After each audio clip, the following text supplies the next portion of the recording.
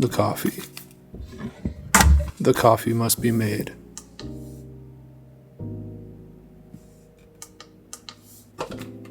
But the coffee can't be made because the coffee maker is broken.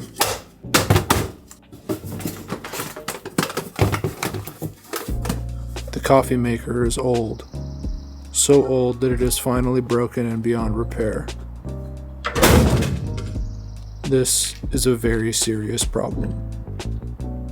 A new coffee maker had to be purchased, and so a new coffee maker was purchased. The new coffee maker is better than the old coffee maker in every way. It has bells. It has whistles. If the old coffee maker weren't broken and in the trash, it would be jealous. The new coffee maker has a warranty.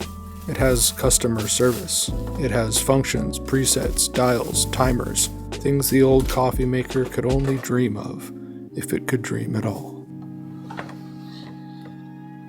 It has a glass carafe, a heating pad to keep the coffee hot for hours. While the work is being done, the coffee is being drunk.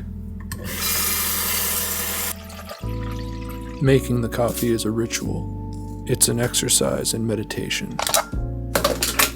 Pouring the water, weighing the grounds. Each step brings you closer to the coffee. The coffee is made. The coffee is hot. The coffee is exactly as it should be. This is a victory, a small one maybe, but a necessary one. The day continues, fueled by the coffee made by the maker, which is new and functional and not in the trash. All is right in the world.